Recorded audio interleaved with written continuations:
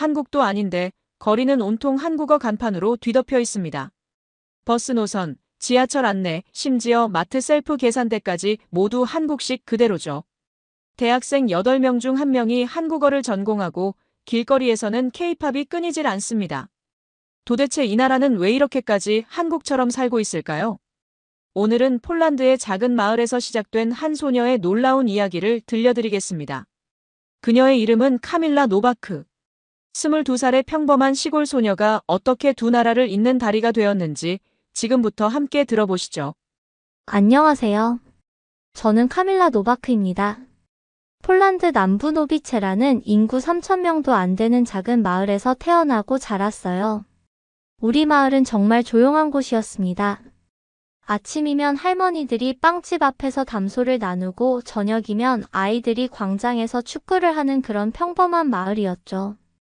그런데 언제부턴가 이상한 말이 돌기 시작했어요. 한국에 가면 인생이 달라진다. 한국어를 배우면 돈을 많이 번다. 한국 사람들은 정말 친절하다더라. 처음엔 그냥 소문이려니 했습니다. 하지만 옆집 야체크 아저씨가 한국에서 3년간 일하고 돌아온 뒤 완전히 달라진 모습을 보고 충격을 받았어요. 낡은 집을 헐고 새 집을 지었을 뿐만 아니라 아이들을 좋은 학교에 보낼 수 있게 되었거든요. 아저씨는 항상 웃으며 말했습니다. 카밀라, 한국어는 꿈을 여는 열쇠란다. 너처럼 똑똑한 아이라면 분명 성공할 거야. 그 말이 가슴 깊숙이 박혔어요. 하지만 한국어라니 상상도 할 수 없었습니다. 영어도 제대로 못하는 시골 소녀가 어떻게 한국어를 배울 수 있을까요? 그런데 운명 같은 일이 일어났습니다. 어느 날 할머니가 먼지 쌓인 낡은 상자를 내오시며 말씀하셨어요. 카밀라, 이거 네 아버지 거란다. 상자를 열어보니 1980년대 한국어 교재가 들어있었습니다. 누렇게 바랜 책 첫 장에는 아버지의 이름이 적혀 있었어요. 프란체크 노바크. 할머니는 눈시울을 붉히며 설명해 주셨습니다. 내 아버지도 젊을 때 한국에 가고 싶어 했단다. 하지만 그때는 소련이 무너지기 전이라 불가능했지. 결국 꿈을 이루지 못하고 세상을 떠났지만 언젠가 내가 대신 이뤄줄 거라고 믿으셨어. 그 순간 뭔가 운명적인 걸 느꼈습니다. 아버지의 꿈을 제가 이어가야 한다는 강한 사명감이 들었어요. 마을에는 무료 한국어 교실이 하나 있었습니다. 낡은 창고를 개조한 곳이었는데 선생님은 안나 브로드니츠카 아줌마였어요. 아줌마는 우리 마을에서 유일하게 한국 공장을 다녀온 분이었습니다. 첫 수업날 떨리는 마음으로 교실 문을 열었어요. 안나 선생님은 엄격해 보였지만 눈빛만큼은 따뜻했습니다. 카밀라, 한국어는 마음으로 배우는 거야. 단어 하나하나에 너의 희망과 꿈을 담아서 배워야 해. 그 말을 듣고 가슴이 뜨거워졌어요. 그래, 나도 할 수 있어. 그날부터 진짜 공부가 시작되었습니다. 한국어 공부는 정말 어려웠습니다. 매일 새벽 5시에 일어나 안녕하세요, 감사합니다, 죄송합니다 같은 기본 인사말부터 시작했어요. 혀가 꼬여서 제대로 발음이 안 나올 때가 많았습니다. 안녕 마이너스 하세요가 알령 마이너스 하세요로 들렸고 감사합니다라는 감사합니다가 되었죠. 처음엔 웃음이 터져 나왔지만 점점 좌절스러워졌어요. 엄마는 매일 밤 제 발음 연습을 들어주셨습니다. 카밀라, 천천히 해도 돼. 조급해하지 말고 하나씩 차근차근. 동생 루카스는 오히려 재미있어 했어요. 제가 드라마 대사를 따라할 때마다 누나 진짜 웃겨 라며 놀렸지만 나중에는 함께 따라하곤 했습니다. 6개월이 지나자 조금씩 실력이 늘었어요. 한글을 읽을 수 있게 되었고 간단한 문장도 만들 수 있었습니다. 저는 카밀라입니다. 폴란드에서 왔습니다. 안나 선생님은 제 발전을 보고 기뻐하셨어요. 카밀라, 너는 정말 타고난 언어 감각이 있구나. 이 정도면 EPS 토픽 시험에 도전해볼 만해. EPS 토픽. 한국에서 일하려면 반드시 통과해야 하는 한국어 능력 시험이었습니다. 합격하면 고용어과제를 통해 한국에서 일할 자격을 얻을 수 있었죠. 하지만 시험은 정말 어려웠습니다. 듣기, 읽기 모든 영역에서 일정 점수 이상을 받아야 했거든요. 게다가 경쟁도 치열했어요. 폴란드 전국에서 몇백 명이 응시하지만 합격자는 고작 30-40명 정도였습니다. 그래도 포기할 수는 없었어요. 야간 알바를 하면서 번 돈으로 교재를 사고 인터넷에서 한국 드라마를 보며 듣기 연습을 했습니다. 사랑의 불시착 도깨비 태양의 후예 같은 드라마를 반복해서 봤어요. 처음엔 자막 없이는 아무것도 알아들을 수 없었습니다. 하지만 점점 익숙해지면서 사랑해, 고마워, 미안해 같은 단어들이 귀에 들어오기 시작했어요. 밤늦게 공부하다 보면 가끔 눈물이 났습니다. 정말 내가 할 수 있을까? 시골 소녀가 감히 한국까지 가겠다고? 그럴 때마다 아버지의 낡은 한국어 교재를 펼쳐보곤 했어요. 책 여백에 적힌 아버지의 메모들을 보며 다시 힘을 냈습니다. 꿈을 포기하지 마라. 언젠가는 이뤄진다. 드디어 시험 접수 시기가 되었습니다. 마을 광장에 EPS 토픽 설명회가 열린다는 공지가 붙었어요. 안나 선생님이 제 어깨를 다독이며 말씀하셨습니다. 카밀라, 넌 할 수 있어. 나이는 꿈을 가로막지 못해. 중요한 건 얼마나 간절하냐는 거야. 심장이 미친 듯 뛰었지만 두려움보다는 설렘이 더 컸습니다. 해볼게요, 선생님. 아버지의 꿈을 제가 이뤄보겠어요. 접수를 마치고 집으로 돌아오는 길 하늘이 유난히 맑았어요. 이제 정말 시작이구나. 운명의 시험까지 3개월. 인생을 바꿀 3개월이 시작되었습니다. 시험 준비는 그야말로 전쟁이었습니다. 매일 새벽 4시에 일어나 6시간씩 공부했어요.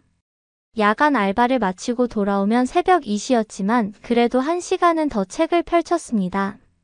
한국어 단어장을 만들어 항상 들고 다녔어요. 버스를 기다리는 시간, 점심시간, 심지어 화장실에서도 단어를 외웠습니다. 일하다, 먹다, 자다, 일어나다, 가다, 오다. 문법도 정말 어려웠어요. 마이너스 은이 웃는 것 같다, 마이너스 아어야 하다, 마이너스 으면서 같은 문법들이 머릿속에서 뒤엉켰습니다. 하지만 포기하지 않았어요. 안나 선생님은 특별히 모의 시험을 만들어주셨습니다. 실제 시험과 똑같은 조건에서 연습할 수 있도록 도와주셨죠. 처음 모의 시험 점수는 참담했어요. 듣기 40점, 읽기 35점. 합격선인 80점에 한참 모자랐습니다. 카밀라, 너무 조급해하지 마. 실력은 분명히 늘고 있어. 지금은 실수를 줄이는 연습이 필요해. 선생님 말씀대로 실수 패턴을 분석해보니 문제가 보였어요. 긴장해서 문제를 끝까지 안 읽거나 시간에 쫓겨 대충 찍는 경우가 많았습니다. 그래서 시간 관리 연습을 집중적으로 했어요. 듣기 30분, 읽기 70분을 칼같이 지키면서 문제를 푸는 연습을 반복했습니다. 점수가 조금씩 올라가기 시작했어요. 60점, 65점, 70점. 시험 한 달 전 마지막 모의 시험에서 82점을 받았습니다. 선생님과 저는 서로 부둥켜 안고 울었어요. 카밀라, 너는 분명히 합격할 거야. 하지만 진짜 시험은 완전히 달랐습니다. 시험장은 바르샤바 시내 큰 대학교였어요. 버스로 2시간을 달려 도착했을 때 이미 수백 명의 사람들이 줄을 서 있었습니다. 나이 지긋한 아저씨들부터 저보다 어린 학생들까지. 모두들 한국행을 꿈꾸는 사람들이었죠. 갑자기 경쟁의 치열함을 실감했습니다. 시험장에 들어가니 손이 떨렸어요. 못해도 괜찮아. 최선을 다하자. 스스로에게 계속 말하며 마음을 진정시켰습니다. 듣기 시험이 시작되었습니다. 여러분 안녕하세요. 지금부터 EPS 토픽 듣기 평가를 시작하겠습니다. 긴장해서 첫 번째 문제를 놓칠 뻔했어요. 하지만 연습했던 대로 깊게 숨을 쉬고 집중했습니다. 다음 대화를 듣고 알맞은 답을 고르십시오. 한국어가 귀에 들어왔어요. 그동안 드라마로 연습한 덕분인지 생각보다 알아들을 수 있었습니다. 30분이 금세 지나갔어요. 읽기 시험은 더 어려웠습니다. 70분 동안 50문제를 풀어야 했거든요. 시간 배분이 정말 중요했어요. 다음 글의 내용과 다른 것을 고르십시오. 빈칸에 들어갈 알맞은 것을 고르십시오. 연습했던 문제 유형들이 나왔지만 실제로는 훨씬 어려웠어요. 특히 긴 지문을 읽고 답하는 문제들에서 시간이 많이 걸렸습니다. 마지막 10분이 남았을 때 아직 신문제가 남아 있었어요. 식은땀이 흘렀지만 포기하지 않고 끝까지 집중했습니다. 시간 종료. 펜을 내려놓으세요. 시험이 끝났습니다. 머리가 띵하고 손목이 아팠어요. 과연 잘 봤을까? 불안한 마음으로 집으로 돌아왔습니다. 결과 발표까지는 한 달이 걸렸어요. 그 한 달이 1년 같았습니다. 매일 인터넷을 확인하고 꿈에서도 시험 결과를 봤어요. 드디어 발표 날. 새벽부터 컴퓨터 앞에 앉아 있었습니다. 오전 10시 결과가 공개되었어요. 수험 번호를 입력하고 조회 버튼을 눌렀습니다. 화면에 떠오른 글자들. 축하합니다. 합격하셨습니다. 총점 84점, 듣기 43점, 읽기 41점. 믿을 수 없었어요. 다시 한번 확인해봤지만 분명히 합격이었습니다. 다리가 풀려 그 자리에 주저앉았어요. 엄마, 합격했어요. 엄마가 달려오셔서 저를 꼭 안아주셨습니다. 우리 딸 정말 잘했어. 소식이 마을에 퍼지자 사람들이 축하하러 왔어요. 안나 선생님은 눈물을 흘리며 말씀하셨습니다. 카밀라, 너는 우리 마을의 자랑이야. 합격자는 전국에서 32명 뿐이었습니다. 그중 한 명이 바로 저였어요. 폴란드 남부 작은 마을 출신으로는 처음이었죠. 비행기표를 끊고 짐을 쌀 때까지도 꿈 같았습니다. 정말로 한국에 가게 되다니. 아버지의 꿈이 드디어 현실이 되는 순간이었어요. 2023년 3월 15일 인천국제공항에 첫 발을 내디뎠습니다. 14시간의 긴 비행 끝에 도착한 한국. 공항만 봐도 폴란드와는 차원이 달랐어요. 깨끗하고 현대적인 시설, 빠르게 움직이는 사람들, 그리고 모든 곳에 적힌 한글. 1년 넘게 공부했던 그 글자들이 실제로 제 눈앞에 있었습니다. 외국인 고용지원센터라고 적힌 안내판을 따라 걸었어요. 담당 직원분이 친절하게 설명해 주셨습니다. 카밀라 씨 축하해요. 앞으로 3년간 한국에서 일하실 수 있어요.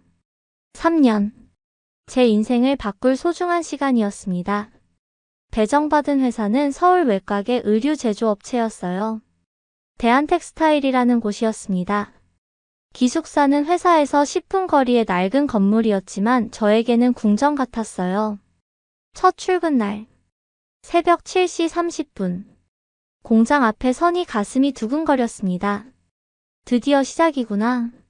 팀장 최민석 씨가 저를 맞아주셨어요. 40대 중반의 인자한 인상이었습니다. 카밀라 씨 잘 부탁해요. 대답하려는데 갑자기 혀가 굳었어요.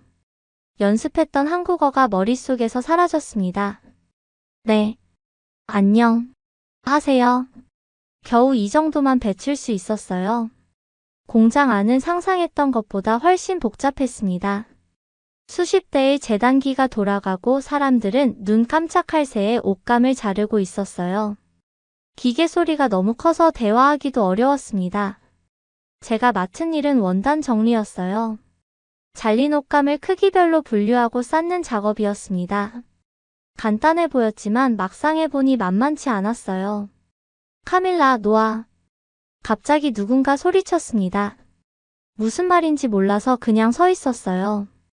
그러자 옷감 뭉치가 바닥으로 떨어졌습니다. 팀장이 달려와 급하게 말했어요. 아, 놓아는 놓아라는 뜻이에요. 지금 놓으라는 얘기였어요. 부끄러웠지만 포기하지 않았습니다. 그날 밤 숙소에서 작은 노트를 꺼내 적었어요. 놓아놓다. 매일매일 이런 식으로 새로운 단어를 배웠습니다. 빨리빨리 조심해 수고했어 같은 현장에서 쓰는 말들이었어요. 책에서 배운 한국어와는 완전히 달랐습니다. 2주일 정도 지났을 때였어요. 재단기가 갑자기 멈춰서 모두가 당황했습니다. 기계에서 연기가 나고 있었어요. 저는 그 순간 용기를 냈습니다. 전원 꺼야 해요. 큰 소리로 외쳤어요. 팀장이 고개를 끄덕이며 급히 전원을 차단했습니다. 다행히 큰 사고는 없었어요. 카밀라, 잘했어. 큰일 날 뻔했네. 그때 처음으로 인정받는 기분을 느꼈습니다. 한국어가 서툴러도 마음은 통하는구나. 그 뒤로 동료 이지은 언니가 저를 많이 도와주셨어요. 30대 초반에 밝고 친절한 분이었습니다. 점심시간마다 제게 한국어를 가르쳐 주셨어요. 카밀라, 젓가락 쓸 줄 알아? 불고기, 김치, 김밥. 이런 음식 이름부터 배워야 해. 지은 언니와 함께 K-팝 영상도 봤어요. BTS, 블랙핑크, 뉴진스 같은 가수들의 노래를 따라 부르며 발음 연습을 했습니다. 다이너마이트의 라이트 잇 업 라이크 다이너마이트를 열심히 따라 불렀어요. 한국어 실력이 늘면서 실수도 줄어들었습니다. 팀장은 가끔 카밀라 한국 사람 다 됐네? 라며 웃어주셨어요. 그 말이 얼마나 기뻤는지 몰라요. 3개월이 지나자 어느 정도 적응이 되었습니다. 업무도 능숙해졌고 동료들과의 의사소통도 자연스러워졌어요. 한국 생활이 점점 익숙해져 갔습니다. 그런데 어느 날 공장 게시판에 특별한 포스터가 붙었어요. 제5회 외국인 한국어 스피치 대회. 다문화센터에서 주최하는 행사였습니다. 1등에게는 상금 100만 원과 함께 한국어 교육 봉사자 자격증을 준다고 했어요. 지은 언니가 제 등을 밀었습니다. 카밀라, 너야말로 주인공이 될 사람이야. 내 이야기를 들려줘. 분명 많은 사람들이 감동받을 거야. 처음엔 겁이 났어요. 수백 명 앞에서 한국어로 연설한다는 게 상상이 안 됐거든요. 하지만 지은 언니의 격려와 팀장님의 응원에 용기를 냈습니다. 우리 마을을 위해서라도 해보자. 마을 사람들이 자랑스러워할 수 있도록. 그렇게 또 다른 도전이 시작되었습니다. 스피치 대회 준비는 새로운 전쟁이었습니다. 일하는 시간 외에는 모든 시간을 연설문 작성에 쏟았어요. 무엇을 말할지 어떻게 전달할지 정말 고민이 많았습니다. 지은 언니가 도와주며 말했어요. 카밀라, 내가 진짜 겪은 이야기를 해. 꾸며내지 말고 솔직하게. 그게 가장 사람들 마음을 움직여. 그래서 제 이야기를 정리해보기 시작했어요. 폴란드의 작은 마을에서 시작된 꿈. 아버지의 낡은 한국어 교재. 안나 선생님의 따뜻한 격려. 그리고 지금까지 한국 생활. 연설문을 쓰는 것도 어려웠지만 발음과 억양이 더 큰 문제였어요. 한국어를 배운 지 2년이 되었지만 여전히 부족한 부분이 많았거든요. 팀장님이 특별히 시간을 내어 도와주셨습니다. 카밀라, 감정을 담아서 말해야 해. 단순히 글을 읽는 게 아니라 마음을 전하는 거야. 매일 밤 숙소에서 거울을 보며 연습했어요. 안녕하세요. 저는 폴란드에서 온 카밀라 노바크입니다. 처음엔 딱딱했지만 점점 자연스러워졌습니다. 연설문의 핵심은 다리였어요. 제가 한국과 폴란드를 잇는 다리가 되고 싶다는 메시지였습니다. 저는 단순히 돈을 벌기 위해 한국에 온 게 아닙니다. 두 나라 사이의 이해와 우정을 만들어가고 싶어요. 언어는 마음을 잇는 다리니까요. 이런 내용을 담아 10분짜리 연설문을 완성했어요. 대회 당일, 서울 시내 큰 문화센터에서 열렸습니다. 참가자는 모두 50명. 베트남, 필리핀, 우즈베키스탄, 캄보디아 등 다양한 나라에서 온 사람들이었어요. 모두들 유창한 한국어를 구사하는 것 같아 보였습니다. 갑자기 위축되었어요. 내가 감히 이런 곳에서 연설을? 지은 언니와 팀장님이 응원하러 와주셨습니다. 카밀라, 긴장하지 마. 네가 제일 진실해. 그게 가장 큰 무기야. 제 순서는 40번째였어요. 앞선 참가자들의 연설을 들으니 정말 수준이 높았습니다. 한국에서 10년 넘게 산 분들도 계셨고 대학교에서 한국어를 전공한 분들도 있었어요. 드디어 제 차례가 되었습니다. 40번 카밀라 노바크님. 이름이 호명되는 순간 심장이 터질 것 같았어요. 무대 위로 올라가니 수백 명의 시선이 집중되었습니다. 조명이 너무 밝아서 관객석이 잘 보이지 않았어요. 마이크를 잡은 손이 떨렸습니다. 깊게 숨을 쉬고 첫 문장을 뱉었어요. 안녕하세요. 폴란드 노비체에서 온 카밀라 노바크입니다. 목소리가 떨렸지만 그래도 시작했습니다. 2년 전만 해도 저는 한국어 한 마디도 할 줄 몰랐습니다. 아니, 한국이 어디에 있는지도 정확히 몰랐어요. 관객들이 웃음을 터뜨렸습니다. 그제서야 조금 긴장이 풀렸어요. 아버지의 이야기를 했습니다. 낡은 한국어 교재와 이루지 못한 꿈. 안나 선생님의 가르침. EPS 토픽 시험의 어려움. 그리고 한국에서의 첫 경험들. 처음엔 노아가 무슨 말인지 몰라서 혼났어요. 김치가 너무 매워서 눈물을 흘렸어요. 하지만 한국 사람들의 따뜻함을 느꼈을 때 저는 알았습니다. 목소리에 힘이 들어갔어요. 언어는 단순한 소통 도구가 아니라는 걸. 마음과 마음을 잇는 다리라는 걸. 클라이맥스 부분에서 감정이 북받쳤습니다. 저는 한국과 폴란드를 잇는 다리가 되고 싶습니다. 두 나라 사람들이 서로를 더 잘 이해할 수 있도록. 언어를 배운다는 것은 그 나라의 마음을 배우는 것이니까요. 연설이 끝나자 잠깐의 정적이 흘렀습니다. 그 다음 순간 관객석에서 우레 같은 박수가 터져 나왔어요. 사람들이 일어서서 박수를 치는 모습을 보고 눈물이 났습니다. 무대에서 내려오니 다문화센터 김영희 센터장님이 찾아와 주셨어요. 카밀라 씨, 정말 감동적이었어요. 혹시 시간 되시면 상담 좀 해볼까요?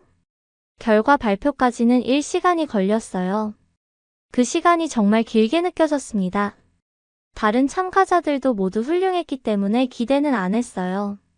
이제 시상식을 시작하겠습니다. 사회자의 목소리가 울려 퍼졌습니다. 3등, 2등이 발표되었지만 제 이름은 없었어요. 역시 안 되는구나.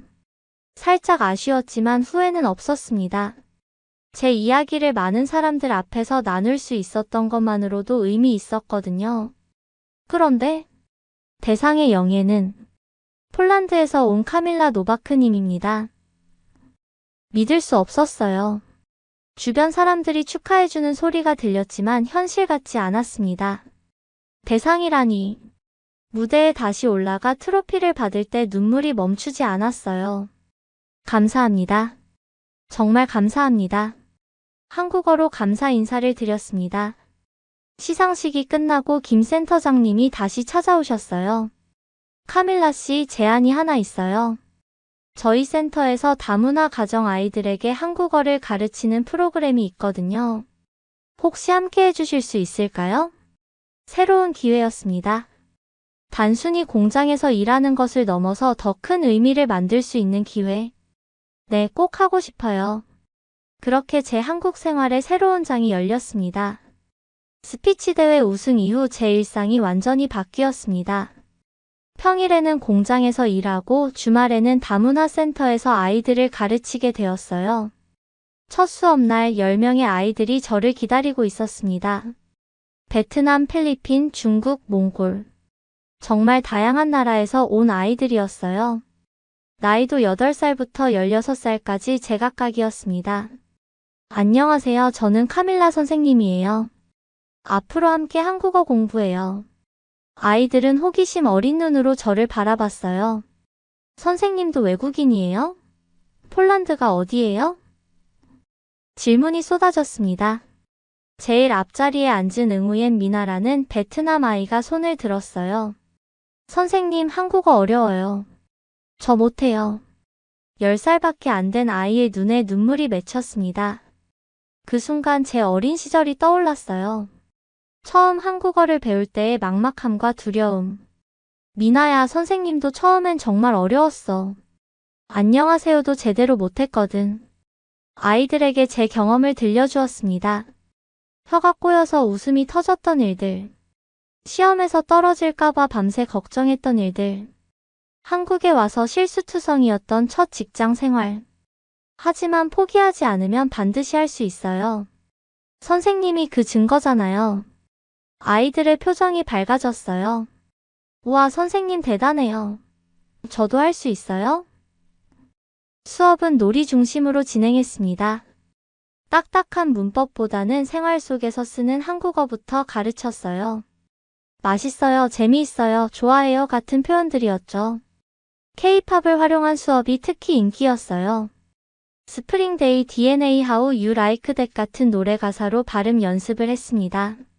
아이들은 신나게 따라 부르며 자연스럽게 한국어를 익혔어요. 몇 주 지나자 놀라운 변화가 일어났습니다. 처음엔 울먹거렸던 미나가 선생님 사랑해요 라고 말하며 안겨왔어요. 몽골에서 온 바트 채채기는 저 한국 친구 사귀고 싶어요 라고 했습니다. 아이들이 자신감을 찾아가는 모습을 보니 뿌듯했어요. 제가 받았던 따뜻함을 이제 다른 이들에게 나눠줄 수 있다는 게 행복했습니다. 어느 날 수업 중에 미나가 물었어요. 선생님 사랑해요는 무슨 뜻이에요? 아이들이 모두 귀를 기울였습니다. 저는 웃으며 대답했어요. 사랑해요는 마음을 열어주는 말이란다. 상대방을 소중히 여긴다는 뜻이야. 그래서 함부로 쓰면 안 되고 진심으로 써야 해. 아이들이 고개를 끄덕였어요. 그럼 저도 엄마한테 사랑해요 말할 거예요. 아빠한테도요. 그런 순간들이 쌓여가며 저도 성장했습니다. 한국어 실력도 늘었지만 더 중요한 건 가르치는 기쁨을 알게 된 거예요. 3개월 후 센터에서 발표회를 열었습니다. 아이들이 그동안 배운 한국어로 짧은 발표를 하는 자리였어요. 부모님들과 선생님들이 모두 참석했습니다. 미나는 나의 꿈이라는 주제로 발표했어요. 저는 한국어 선생님이 되고 싶어요. 카밀라 선생님처럼 다른 나라 아이들을 도와주고 싶어요. 언어는 마음을 읽는 달이니까요. 제가 했던 말을 그대로 따라하는 미나를 보며 눈물이 났어요. 제 경험과 마음이 아이에게 전해진 거였습니다. 발표회가 끝나고 미나 어머니가 다가와 주셨어요. 선생님 덕분에 미나가 완전히 달라졌어요. 이제 한국 생활이 즐겁다고 해요. 정말 감사해요. 그때 깨달았습니다. 제가 한국에 온 진짜 이유를 단순히 돈을 벌기 위해서가 아니라 더 큰 의미를 만들어가기 위해서였다는 걸. 센터장님이 제게 제안했어요. 카밀라 선생님 정식 강사로 일해보실 생각 없으세요? 아이들이 선생님을 정말 좋아해요. 실력도 충분하고요. 고민이 되었어요. 공장 일을 그만두면 수입이 줄어들 테니까요. 하지만 마음은 이미 결정되어 있었습니다. 네, 하고 싶어요. 아이들과 함께 있을 때가 가장 행복해요. 그렇게 저는 한국어 선생님이 되었습니다. 폴란드 시골 소녀에서 한국의 선생님까지 꿈 같은 일이었어요. 소식이 고향에도 전해졌습니다. 안나 선생님이 전화를 주셨어요. 카밀라 정말 자랑스럽다. 네가 이제 다른 아이들의 안나 선생님이 되었구나. 엄마도 눈물을 흘리며 말씀하셨어요. 카밀라 아빠가 보고 계실 거야. 네가 아빠의 꿈을 이루는 모습을. 마을 사람들은 더욱 놀라워했습니다. 야체크 아저씨는 카밀라가 우리 마을의 자랑이라고 말했고 루카스는 누나 따라 저도 한국어 배울래요. 라고 했어요. 그런데 더 놀라운 일이 기다리고 있었습니다. 제가 한국어 선생님이 되었다는 소식이 노비체 마을에 전해지자 예상치 못한 일들이 벌어지기 시작했습니다. 가장 먼저 변화가 일어난 곳은 안나 선생님의 한국어 교실이었어요. 제 이야기가 알려지면서 수강생이 3명에서 15명으로 늘어났습니다. 젊은 사람들뿐만 아니라 40-50대 어른들까지 한국어를 배우기 시작했어요. 동생 루카스가 보내온 영상을 보고 깜짝 놀랐습니다. 마을 곳곳에 한글 간판이 생겨나고 있었거든요. 빵집에는 빵집, 카페에는 카페 커피숍이라고 적혀 있었어요. 누나, 우리 마을이 완전히 달라졌어. 루카스는 신나게 설명했습니다. 한국어 배우는 사람들이 매주 늘어나고 있어. 시장님도 한국어 간판 달자고 하셨어. 더 놀라운 소식이 이어졌어요. 마을 청년회에서 노비체 한글센터 건립을 추진한다는 것이었습니다. 제가 보낸 월급의 일부와 마을 기금을 합쳐서 작은 도서관을 만들겠다는 계획이었어요. 카밀라 덕분에 우리 마을에 희망이 생겼어. 야체크 아저씨가 전화로 말씀해 주셨습니다. 이제 젊은이들이 떠나지 않고 꿈을 꾸고 있어. 저는 한국에서 번 돈을 꾸준히 고향에 보냈어요. 한국어 교재와 사전을 사서 보내기도 했습니다. 제가 쓰던 문제집과 단어장도 복사해서 보냈어요. 6개월 후 노비체 한글센터 개관식 초대장이 왔습니다. 마을에서 제게 명예관장 자리를 제안한 것이었어요. 휴가를 내고 몇 년 만에 고향으로 돌아갔습니다. 바르샤바 공항에서 노비체까지 가는 길. 창밖 풍경은 예전과 같았지만 제 마음은 완전히 달랐어요. 떠날 때는 불안하고 두려웠는데 이제는 자신감과 자부심으로 가득했습니다. 마을에 도착하니 깜짝 놀랐어요. 광장 한복판에 커다란 현수막이 걸려 있었거든요. 노비체의 자랑 카밀라 노바크 선생님을 환영합니다.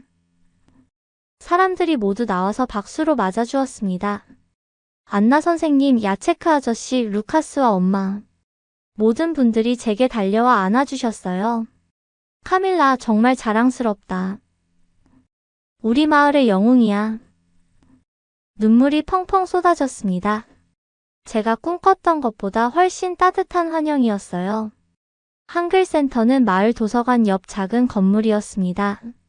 규모는 작았지만 정말 알찬 곳이었어요.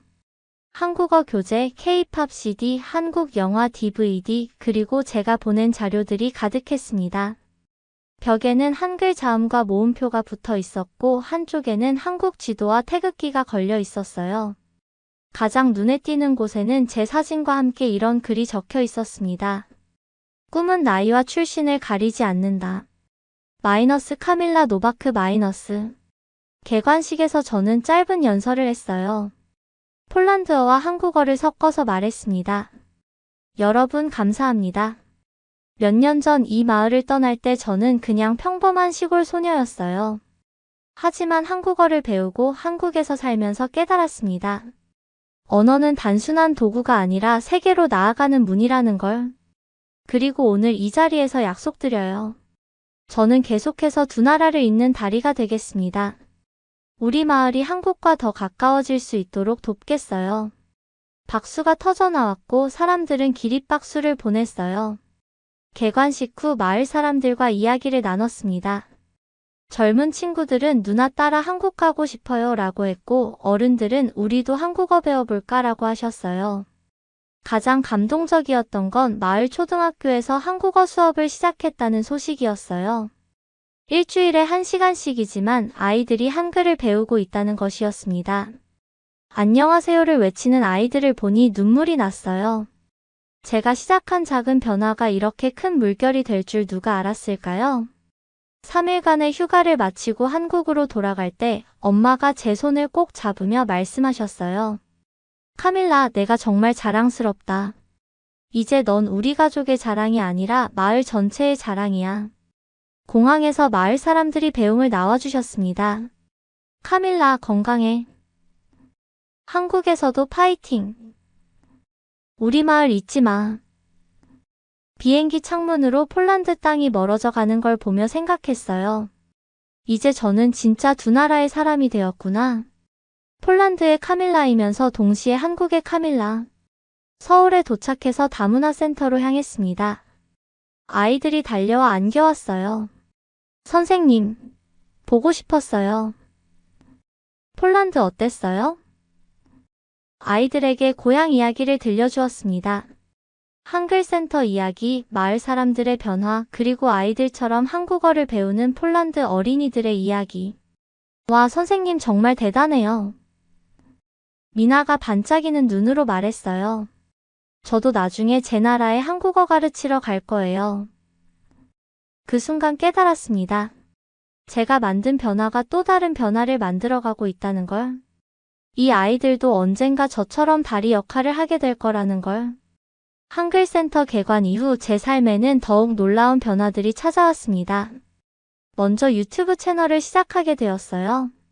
센터 아이들이 제안했습니다. 선생님, 유튜브로 전 세계 사람들에게 한국어 가르쳐 주세요. 처음엔 망설였어요. 카메라 앞에서 말하는 게 어색했거든요. 하지만 아이들의 격려와 동료 선생님들의 도움으로 폴란드 소녀의 한국어 교실이라는 채널을 열었습니다. 첫 영상은 한국어 첫걸음이었어요. 제 경험담과 함께 기초 한글을 가르치는 내용이었습니다. 조회수는 고작 50회 정도였지만 댓글 하나하나가 소중했어요. 저도 폴란드 사람인데 한국어 배우고 싶어요. 선생님 발음이 정말 좋아요.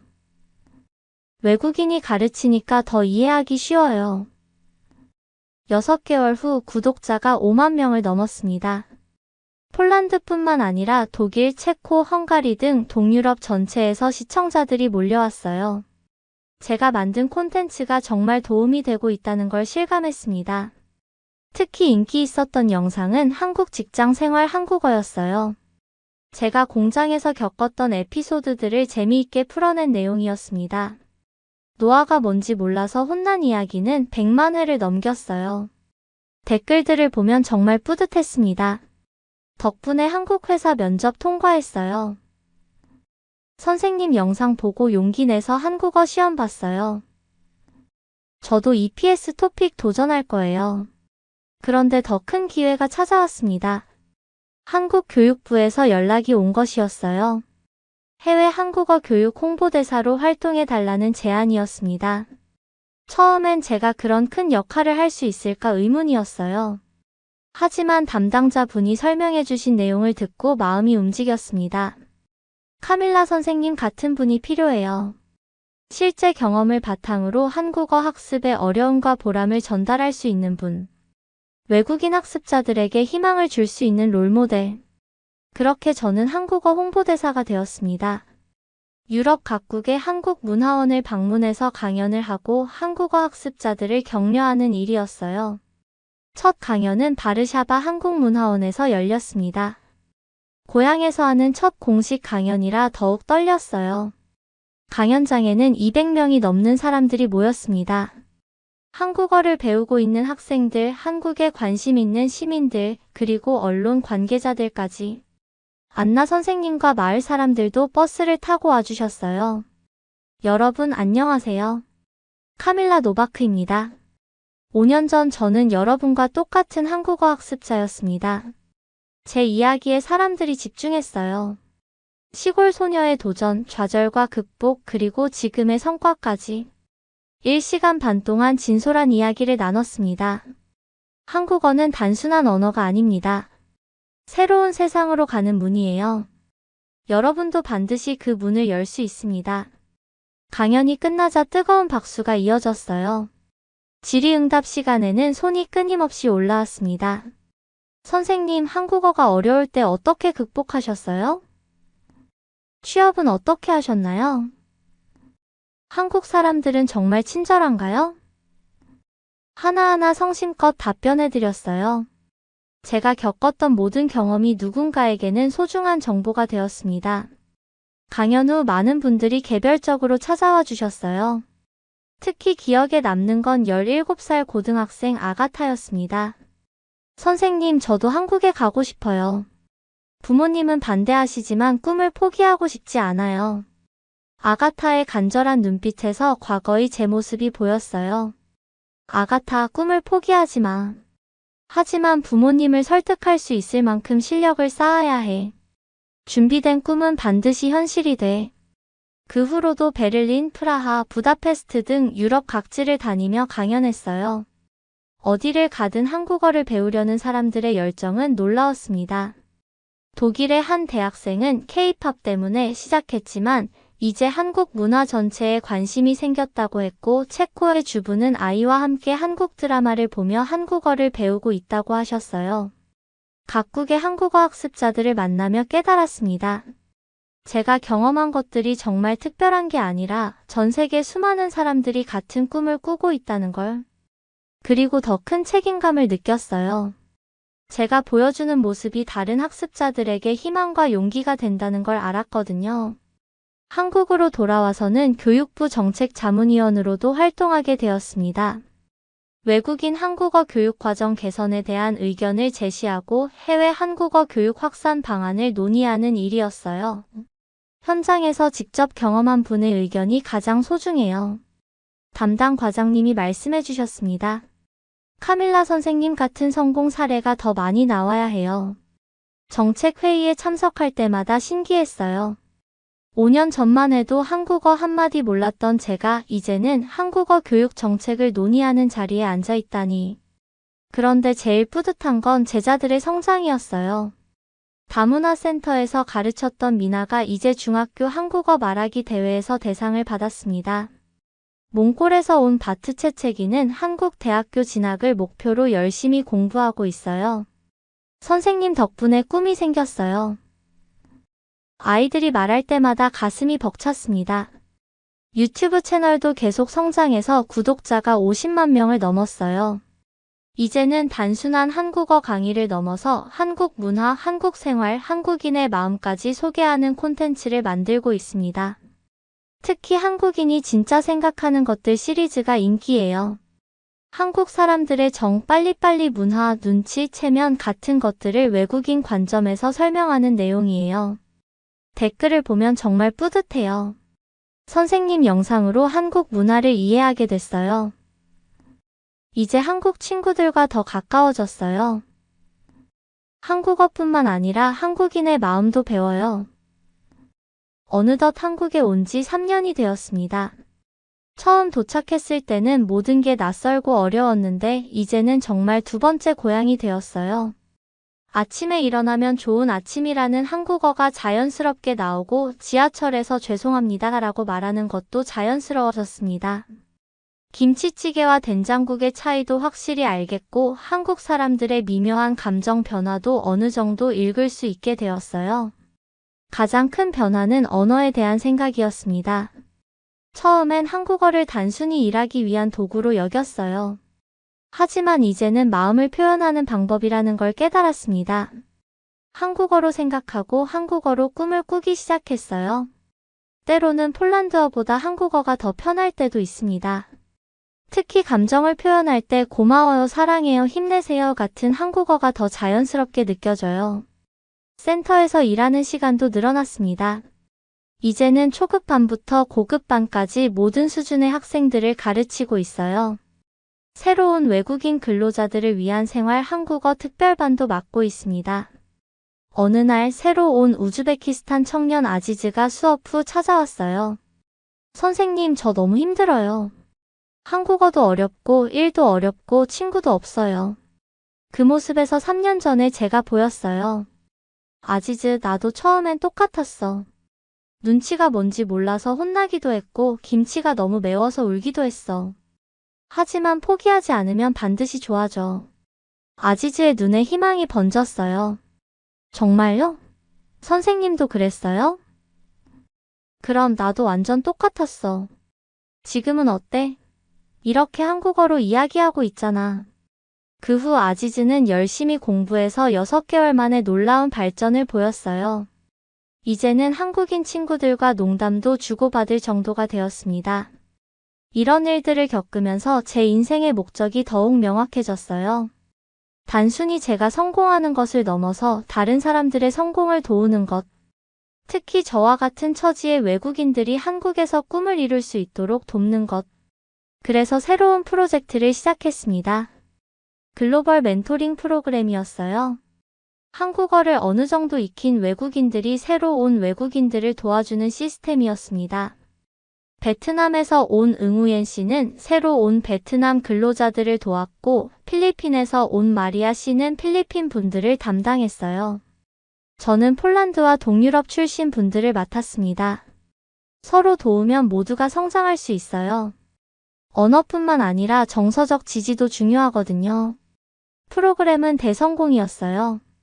새로운 분들의 적응 기간이 절반으로 단축되었고 중도 포기율도 크게 줄어들었습니다. 무엇보다 서로를 이해하고 돕는 따뜻한 공동체가 만들어졌어요. 한국 정부에서도 이 프로그램을 주목했습니다. 고용노동부에서 모범 사례로 선정해서 전국으로 확산시키기로 했어요.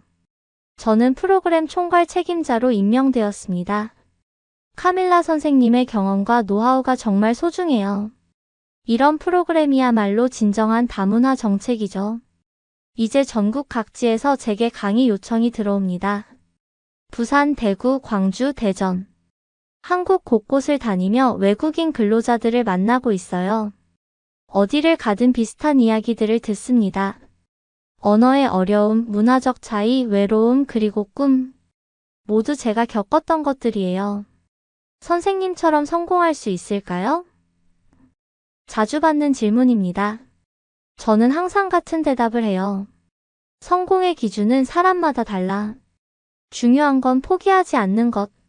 그리고 다른 사람을 도우며 함께 성장하는 것. 그런데 정말 놀라운 소식이 고향에서 들려왔어요.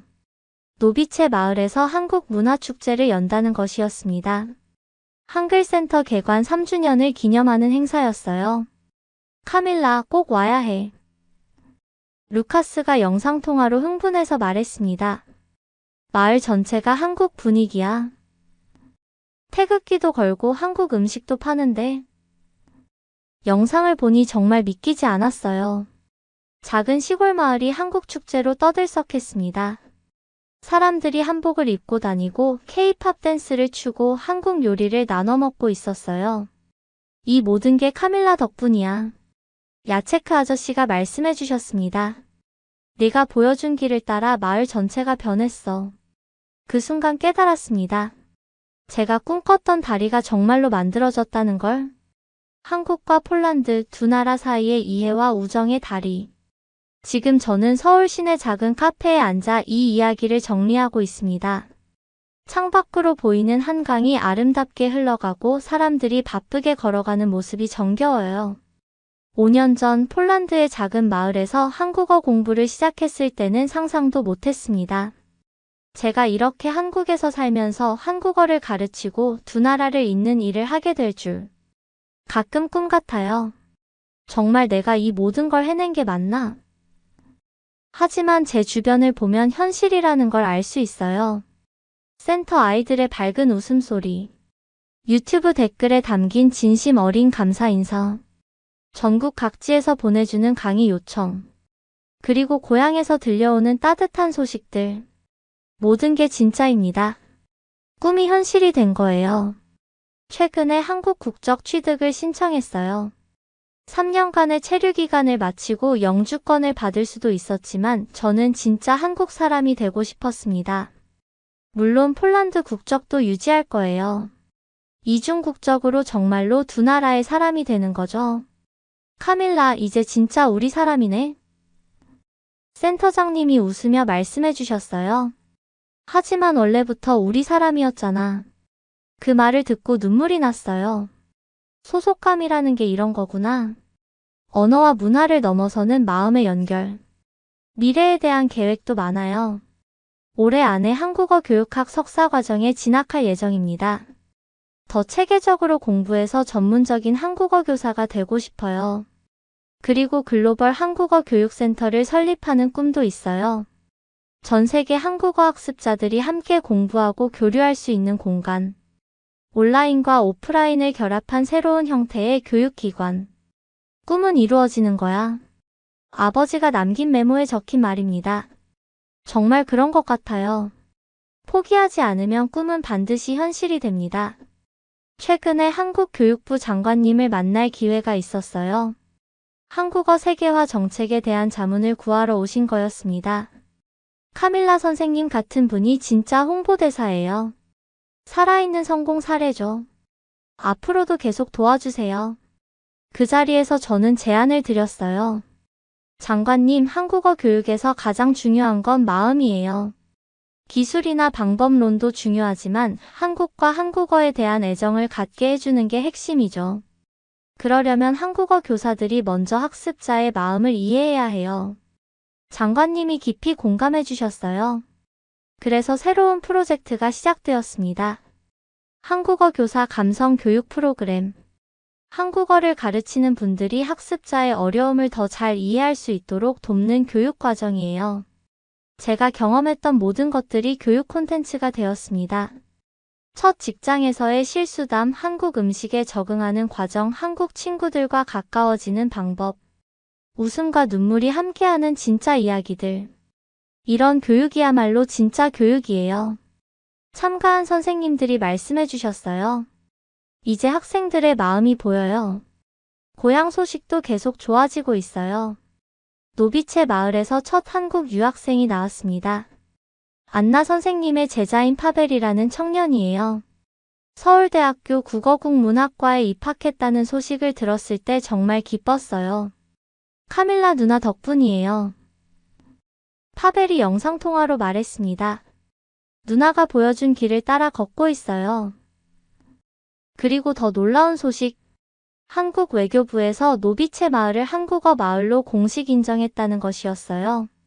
한국과 폴란드 수교 기념 행사 때 모범 사례로 소개될 예정이라고 합니다.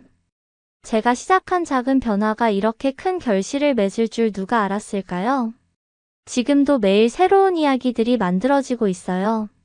센터에 새로운 외국인 학생들, 유튜브를 통해 만나는 전 세계 한국어 학습자들, 강연에서 만나는 꿈 많은 청년들. 모든 만남이 소중하고 모든 이야기가 의미 있어요. 왜냐하면 제가 걸어온 길을 누군가 또 걸어가고 있기 때문입니다. 언어는 마음을 잇는 다리입니다. 제가 항상 하는 말이에요. 그리고 저는 그 다리 위에서 두 나라, 아니 전 세계를 잇는 사람이 되었습니다. 여러분도 그런 꿈이 있으시죠? 낯설고 두려워도 괜찮아요. 천천히 꾸준히 걸으면 길이 됩니다. 저 카밀라 노바크가 그 증거예요. 폴란드 시골 마을의 평범한 소녀가 한국과 전 세계를 잇는 다리가 된 이야기. 이 여정은 아직 끝나지 않았어요. 매일매일이 새로운 시작이니까요. 더 많은 사람들과 만나고 더 많은 꿈을 함께 이루어 가겠습니다. 한국과 세계를 잇는 이 아름다운 여행. 여러분도 함께 해주실 거죠? 감사합니다. 고맙습니다.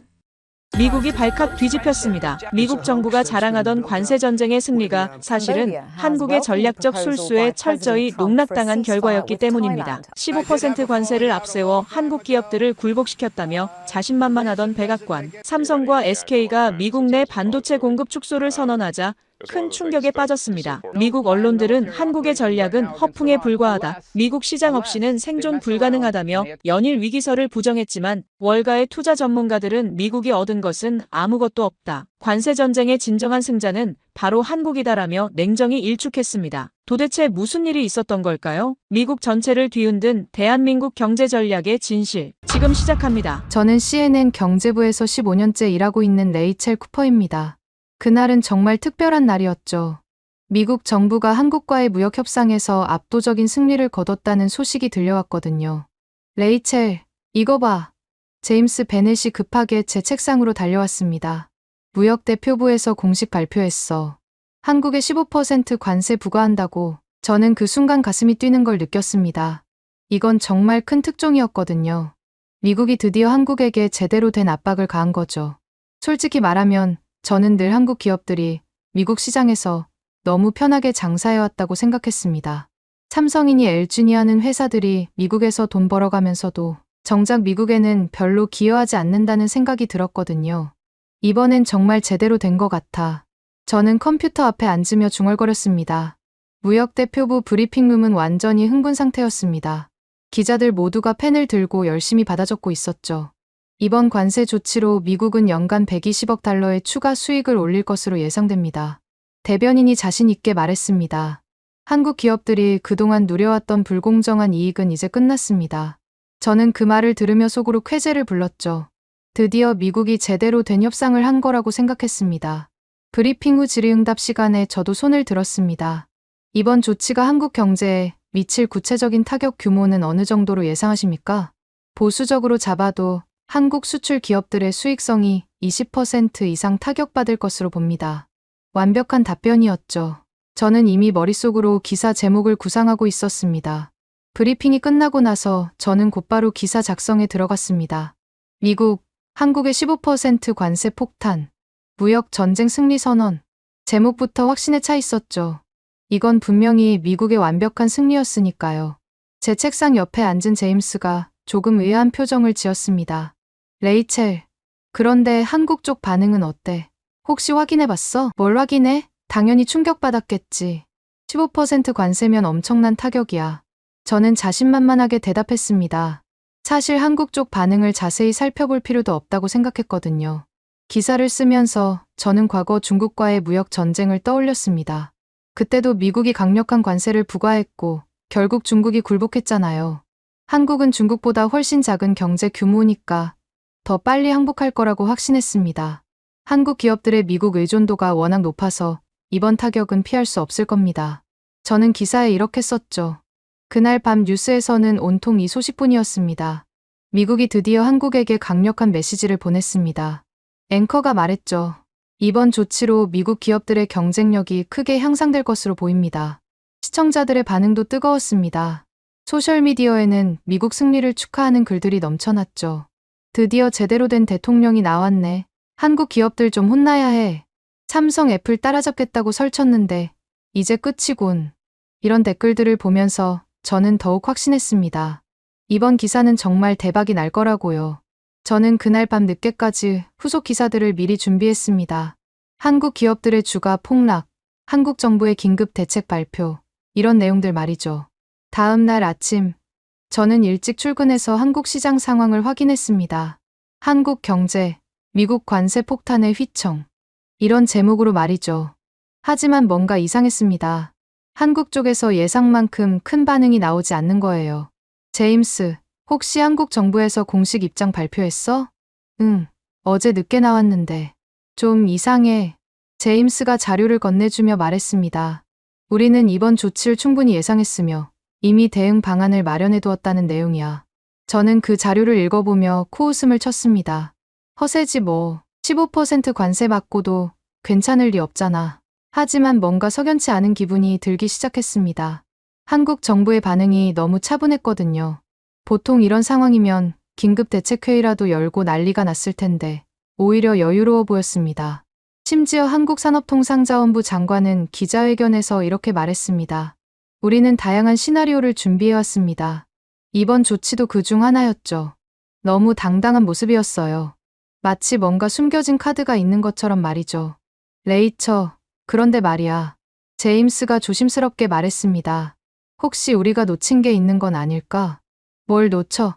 관세가 15%야. 15%. 이게 장난이야? 저는 약간 짜증이 났습니다. 제임스는 항상 이런 식으로 의심부터 하거든요.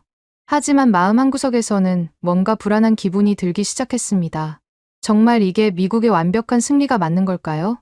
다음 날 아침, 저는 평소보다 일찍 출근해서 한국 시장 상황을 확인했습니다. 분명히 한국 기업들의 주가가 폭락했을 거라고 생각했거든요. 그런데 컴퓨터 화면을 보는 순간 저는 깜짝 놀랐습니다. 이게 뭐야? 저는 혼잣말을 중얼거렸죠. 삼성전자 주가가 오히려 3% 상승했습니다. SK하이닉스는 무려 5%나 올랐어요.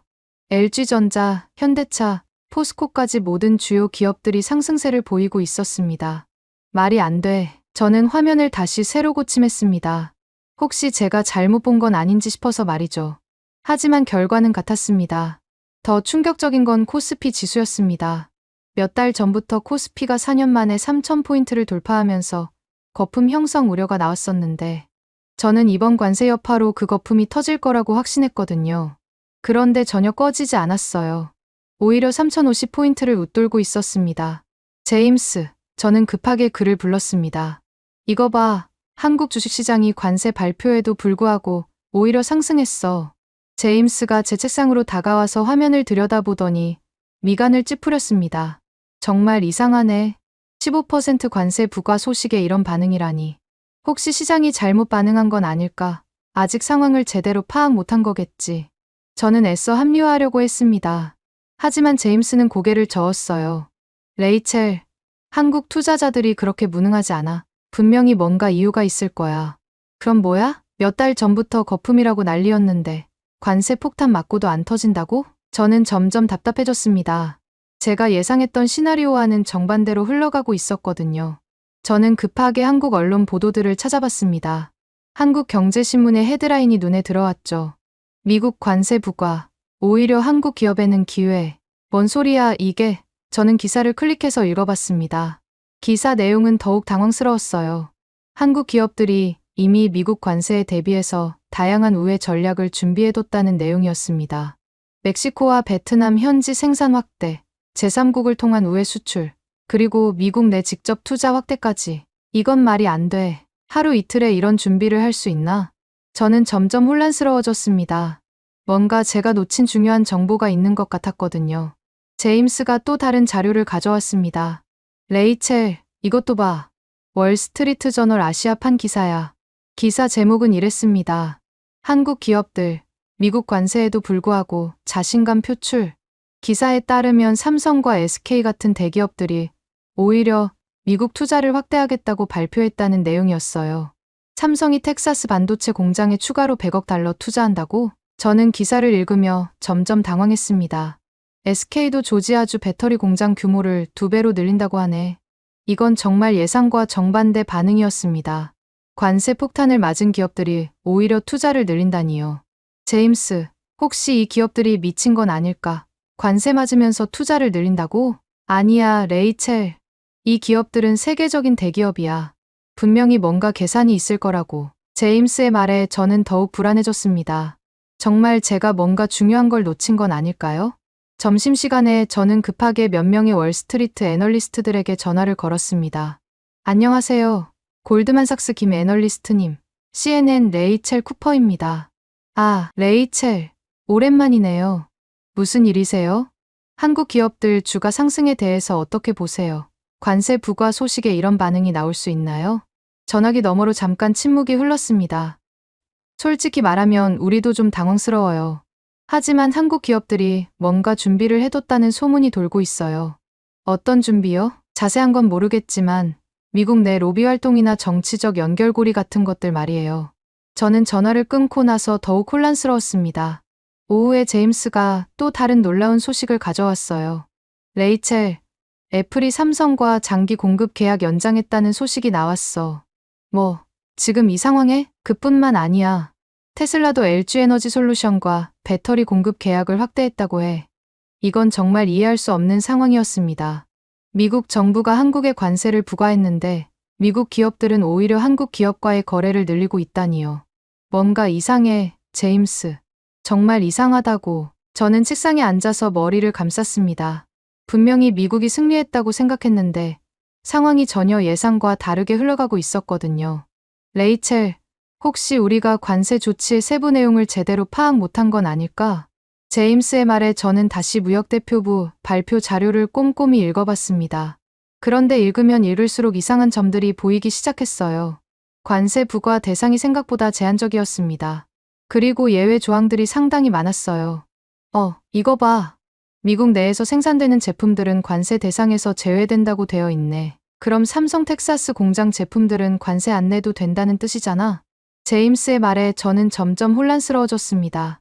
그럼 한국 기업들이 미국 내 투자를 늘리는 게 당연한 반응이었던 건가요?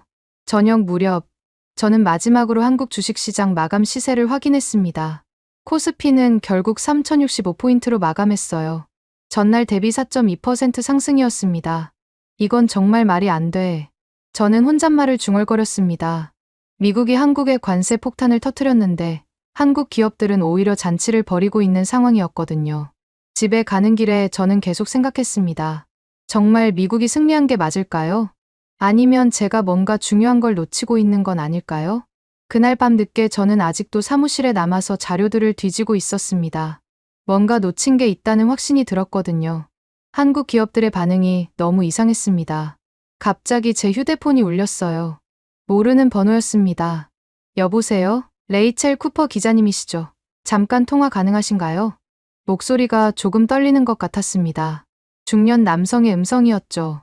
네, 그런데 누구시죠? 제가 직접 만나서 말씀드리고 싶습니다. 중요한 정보가 있어요. 어떤 정보인데요? 전화로는 곤란하고 내일 오후 2시에 듀폰서클 근처 카페에서 만날 수 있을까요? 저는 잠깐 망설였습니다. 이런 익명의 제보는 가끔 받았지만 대부분 별 의미 없는 내용이었거든요. 하지만 지금 상황에서는 어떤 정보라도 필요했습니다. 알겠습니다. 어떻게 알아볼까요? 저는 회색 정장에 파란색 넥타이를 맬 겁니다. 신문을 들고 있을 거예요. 다음 날 오후, 저는 약속 장소에 도착했습니다. 카페를 둘러보니 묘사와 일치하는 남성이 보였어요. 50대 초반으로 보이는 신사였습니다. 혹시 어제 전화하신 분이세요? 네, 앉으세요. 마이클 앤더슨이라고 합니다. 그는 조심스럽게 주변을 둘러본 후 작은 목소리로 말했습니다. 저는 무역대표부에서 일하고 있습니다. 고위직이죠. 무역 대표부요. 저는 깜짝 놀랐습니다. 그래서 더욱 조심스럽습니다. 하지만 이 일을 그냥 넘어갈 수는 없어서요. 마이클 앤더슨은 커피를 한 모금 마신 후 심각한 표정으로 말했습니다. 레이첼 기자님, 미국이 이번 관세 전쟁에서 승리했다고 생각하시나요? 당연히 그렇게 생각했는데 요즘 한국 기업들 반응을 보니 좀 이상해서요. 맞습니다. 이상하죠. 왜냐하면 우리가 완전히 속았거든요. 저는 몸을 앞으로 기울였습니다. 드디어 진실에 접근하고 있다는 느낌이 들었어요. 어떻게 속았다는 거죠? 한국이 우리보다 몇 수 앞서 있었습니다. 관세 부과 결정이 나기 훨씬 전부터 말이에요. 마이클은 가방에서 봉투 하나를 꺼냈습니다. 이 자료들을 보시면 이해하실 겁니다. 하지만 절대 출처를 밝히시면 안 됩니다. 저는 봉투를 받아서 조심스럽게 열어봤습니다. 첫 번째 문서는 한국 정부의 비공개 전략 보고서였어요. 이게 뭐죠? 한국이 작년부터 준비해온 대미 경제 전략입니다. 그들은 미국의 관세 부과를 이미 예상하고 있었어요. 문서를 읽어보니 정말 충격적이었습니다. 한국은 미국의 관세 부과에 대비해서 3단계 대응 전략을 마련해뒀더군요. 1단계는 미국 내 직접 투자 확대, 2단계는 제3국 우회 생산, 3단계는 미국 정치권 로비 활동이었습니다. 이걸 보세요. 마이클이 다른 문서를 가리켰습니다. 한국 기업들이 미국 내 투자를 늘리면서 동시에 얻은 혜택들입니다. 문서에 따르면 삼성, SK, LG 등이 미국 내 공장, 건설과 함께 엄청난 세제 혜택과 규제 완화를 받았다고 나와 있었어요. 텍사스주에서만 100억 달러의 세제 혜택을 받았다고 나와 있네요. 맞습니다. 조지아, 오하이오, 애리조나까지 합치면 그 규모가 관세로 받을 손실보다 훨씬 큽니다. 저는 점점 어이가 없어졌습니다. 그럼 한국이 관세를 막고도 오히려 이득을 본다는 얘기잖아요. 더 놀라운 건 이겁니다. 마이클이 또 다른 페이지를 넘겼습니다. 한국 기업들이 미국 의회 로비스트들과 맺은 계약서들이에요. 문서에는 한국 기업들이 워싱턴 주요 로비 회사들과 수십억 달러 규모의 계약을 맺었다는 내용이 나와 있었습니다. 이 로비스트들이 관세 정책에 예외 조항들을 만들어냈다는 뜻인가요? 정확합니다. 겉으로는 15% 관세라고 하지만 실제로는 구멍투성이에요. 마이클은 한숨을 쉬며 말했습니다. 미국 내 생산 제품 면제, 핵심 기술 분야 예외, 기존 계약 유지 조항까지 한국 기업들에게는 거의 타격이 없습니다. 저는 머리가 어지러웠습니다. 그럼 지금까지 제가 쓴 기사들이 모두 틀렸다는 얘기잖아요. 그럼 미국이 진 건가요? 승부는 이미 끝났습니다. 한국의 완승이에요. 마이클의 말에 저는 큰 충격을 받았습니다. 더 심각한 건 우리 정부 내부에서도 이 사실을 아는 사람이 별로 없다는 겁니다. 어떻게 그럴 수 있죠? 각 부처별로 정보가 분산되어 있어서 전체 그림을 보는 사람이 없어요. 게다가 정치적으로 승리했다고 발표해야 하니까 저는 점점 분노가 치밀어 올랐습니다. 미국 국민들이 속고 있다는 얘기잖아요. 왜 이걸 제게 알려주시는 거죠? 제가 30년간 이 일을 해왔는데 이런 식으로 국민을 속이는 건 처음 봅니다. 마이클의 목소리에 진심이 담겨 있었어요. 미국이 정말 경쟁력을 회복하려면 현실을 직시해야 합니다. 한국에서 배워야 할 게 많아요. 저는 자료들을 다시 한번 훑어봤 정말 충격적인 내용들이었어요. 이 자료들을 어떻게 구하신 거죠? 제 직책상 접근할 수 있는 문서들입니다. 하지만 공개되면 제 커리어는 끝이죠. 그럼 왜 위험을 감수하시는 거예요? 진실이 더 중요하니까요. 그리고 레이첼 기자님이라면 제대로 된 보도를 해주실 거라 믿습니다. 저는 마이클과 헤어진 후 한동안 카페에 앉아서 생각했습니다. 제가 지금까지 믿어왔던 모든 것들이 흔들리고 있었어요.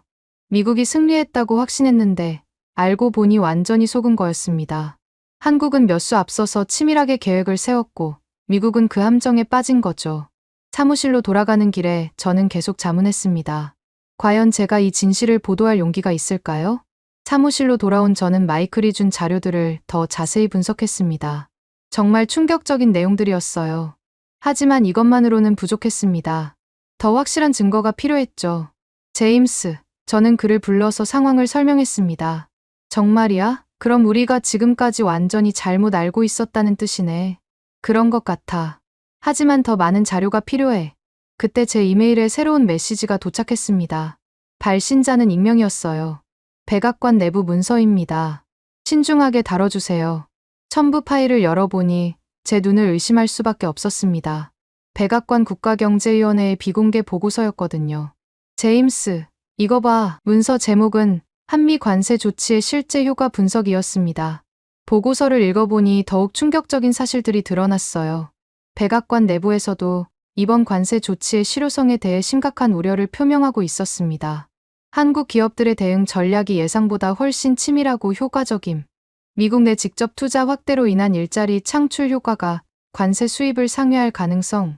장기적으로 미국이 한국 기술에 더욱 의존하게 될 우려. 이런 내용들이 적혀 있었습니다. 더 놀라운 건 보고서 말미의 결론 부분이었어요. 현재 정책을 지속할 경우 미국의 실질적 손실이 예상보다 클 수 있음. 한국의 전략적 대응에 대한 재검토 필요. 정치적 고려가 경제적 현실을 압도하고 있는 상황. 제임스가 제 어깨 너머로 문서를 읽어보더니 휘파람을 불었습니다. 이거 진짜야? 백악관에서 이런 보고서를 작성했다고? 진위를 확인해봐야겠어. 하지만 내용이 너무 구체적이야. 저는 급하게 백악관 출입 기자들에게 연락을 취했습니다. 안녕하세요, 톰. CNN 레이첼이에요. 혹시 최근에 국가경제위원회에서 한국 관련 보고서 나온 거 아세요? 아, 레이첼. 그거 말이야. 사실 며칠 전부터 소문이 돌고 있어. 어떤 소문이요? 경제팀 내부에서 관세 정책에 대한 재검토 논의가 있었다는 얘기가 나오고 있어. 저는 가슴이 뛰기 시작했습니다. 그럼 이 문서가 진짜일 가능성이 높다는 얘기였거든요. 더 자세한 내용은 알 수 없나요? 공식적으로는 아무것도 발표되지 않았어. 하지만 익명의 고위 관계자들이 우려를 표명하고 있다는 얘기는 들려와. 전화를 끊고 나서 저는 제임스와 함께 문서의 신빙성을 검토했습니다. 문서 형식, 사용된 용어, 정부 내부 보고서의 특징들이 모두 일치했어요. 이거 진짜인 것 같아. 레이첼. 그럼 정말 미국 정부가 내부적으로는 실패를 인정하고 있다는 뜻이네. 더 중요한 건 문서에 나온 구체적인 수치들이었습니다. 한국 기업들이 미국에서 받은 세제 혜택이 250억 달러에 달한다고 나와 있었어요. 반면 관세로 인한 미국의 추가 수입은 연간 120억 달러 정도였습니다. 수지가 안 맞잖아. 저는 소리쳤습니다. 미국이 120억 달러 받으려고 250억 달러 세제 혜택을 준 셈이네. 제임스도 고개를 저었습니다. 게다가 한국 기업들이 미국에서 창출하는 일자리까지 생각하면 문서에는 더 충격적인 내용이 있었어요.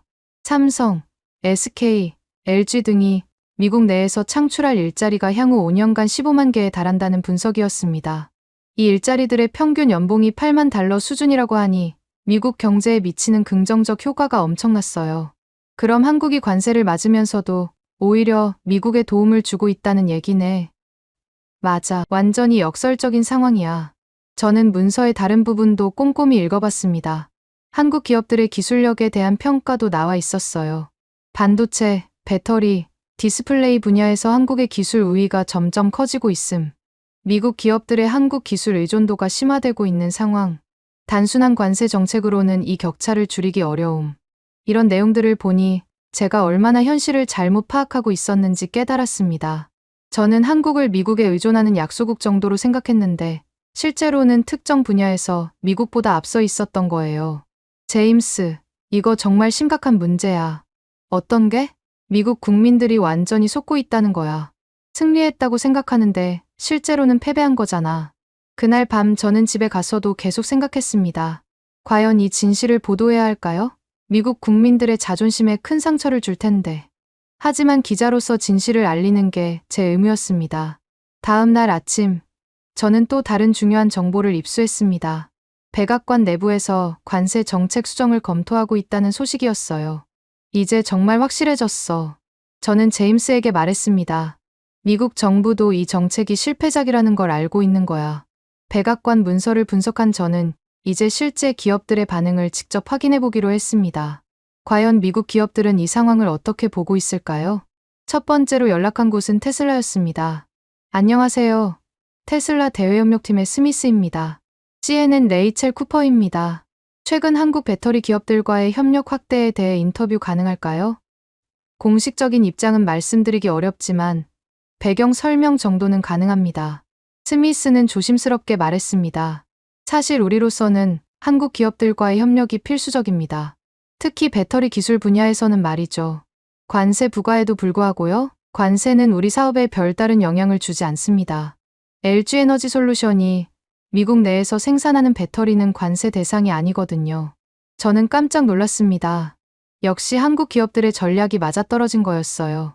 오히려 LG가 미시간 공장을 추가로 짓는다고 해서 우리에게는 더 유리해졌습니다. 다음으로 애플에 연락했습니다. 애플의 반응은 더욱 놀라웠어요. 삼성과의 반도체 공급 계약을 확대한 건 맞습니다. 애플 관계자가 말했습니다. 현재로서는 삼성의 기술력을 대체할 만한 업체가 없거든요. 미국 정부의 관세 정책과 상충되는 건 아닌가요? 비즈니스는 비즈니스입니다. 우리는 최고의 제품을 만들어야 하고, 그러려면 최고의 부품이 필요해요. 애플 관계자는 솔직하게 말했습니다. 솔직히 말하면 삼성 없이는 아이폰을 만들 수 없습니다. 특히 최신형 칩셋은 삼성만이 생산 가능해요. 저는 점점 현실이 파악되기 시작했습니다. 미국 정부는 관세로 압박하고 있지만 정작 미국 기업들은 한국 기업에 더욱 의존하고 있었던 거예요. 구글과의 인터뷰는 더욱 충격적이었습니다. 우리 데이터 센터용 메모리는 대부분 SK하이닉스 제품입니다. 구글 관계자가 말했습니다. 품질과 가격 면에서 경쟁업체들을 압도하거든요. 관세 때문에 비용이 증가하지 않나요? SK가 미국 내 생산을 늘리고 있어서 관세 영향은 거의 없어요. 오히려 공급이 더 안정적이 됐습니다. 제임스가 가져온 자료는 더욱 놀라웠어요. 레이첼, 이거 봐. 지난 한 달간 미국 기업들의 한국 기업 투자 현황이야. 자료에 따르면 마이크로소프트가 삼성과 클라우드 서비스 파트너십을 확대했고, 인텔은 SK와 차세대 반도체 공동 개발에 합의했다고 나와 있었어요. 이게 뭔 상황이야? 저는 머리를 감쌌습니다. 미국 정부는 한국을 압박하고 있는데, 미국 기업들은 한국과 더 친해지고 있잖아. 가장 충격적인 건 월스트리트의 반응이었습니다. 저는 JP모건의 아시아 담당 애널리스트에게 전화를 걸었어요.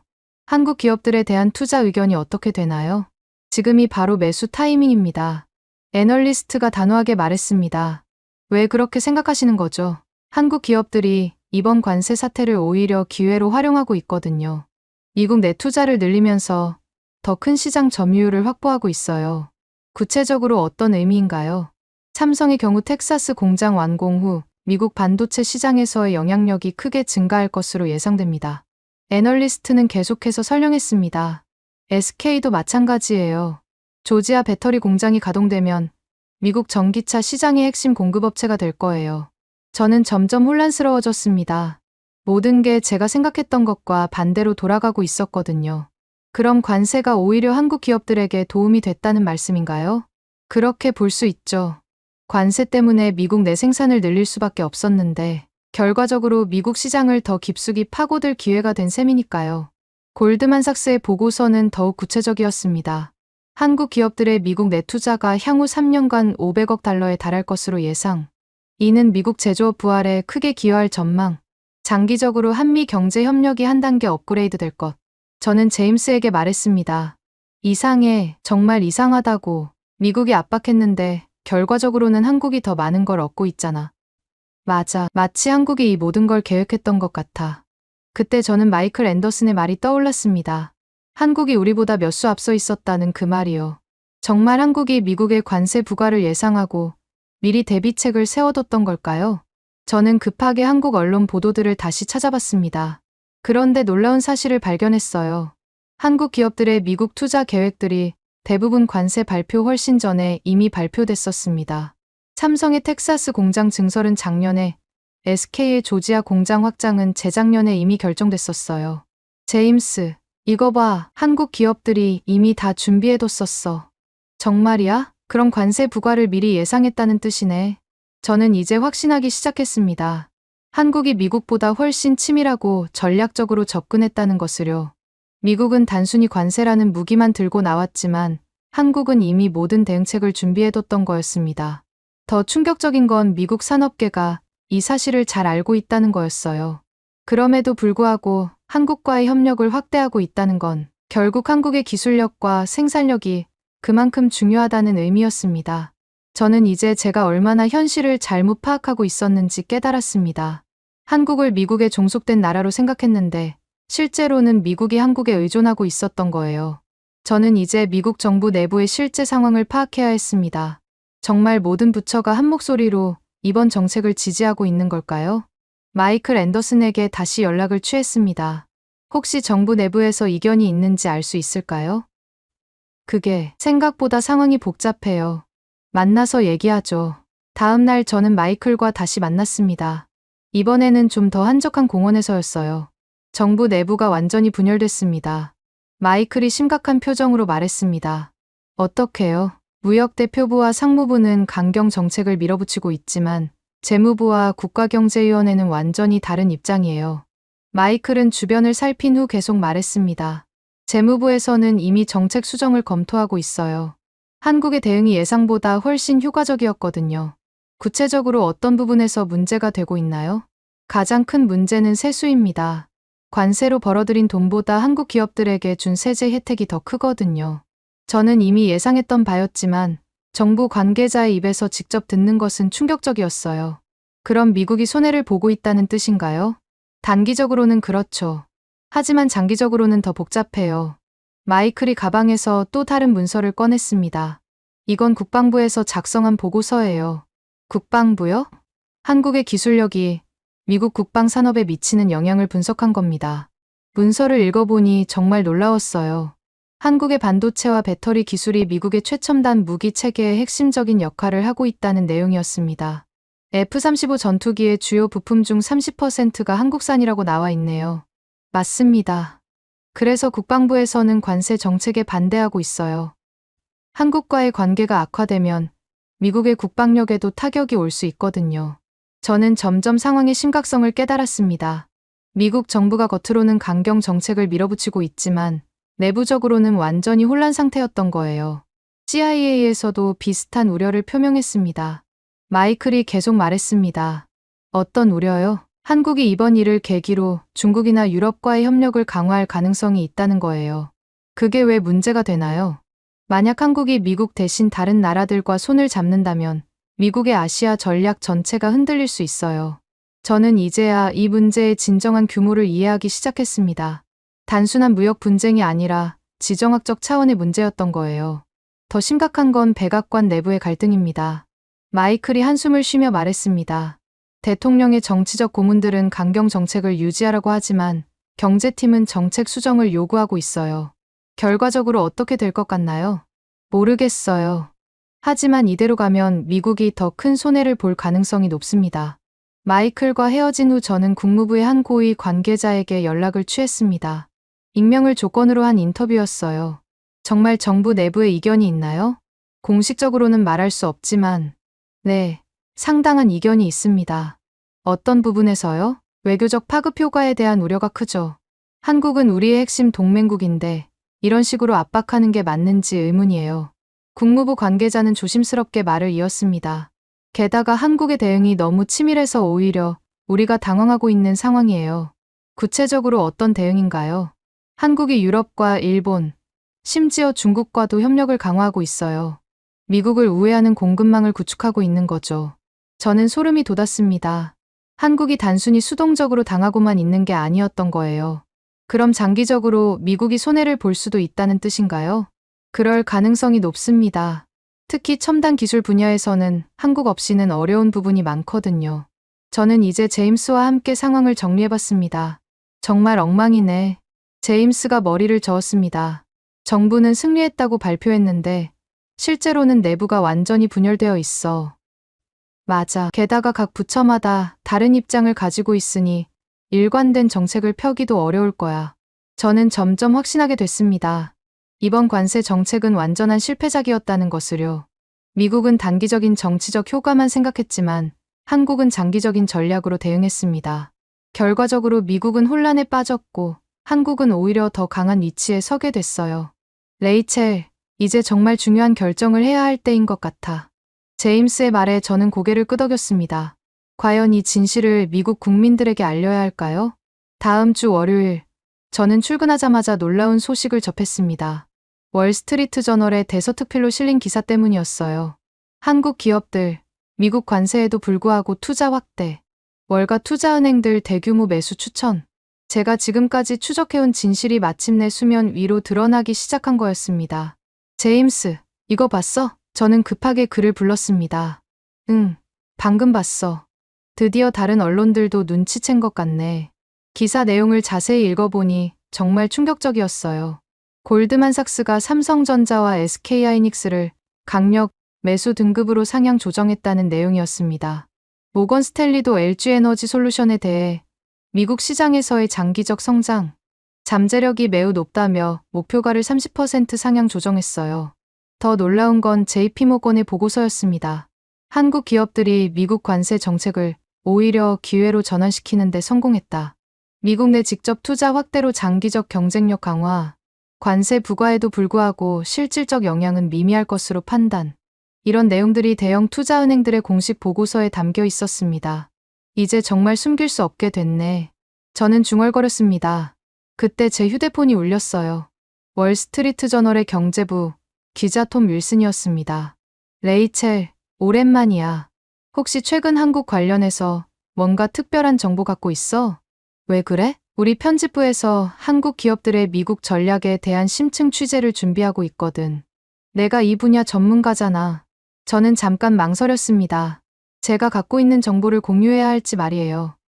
톰, 혹시 내가 알고 있는 정보가 어디까지야? 솔직히 말하면 우리도 당황스러워.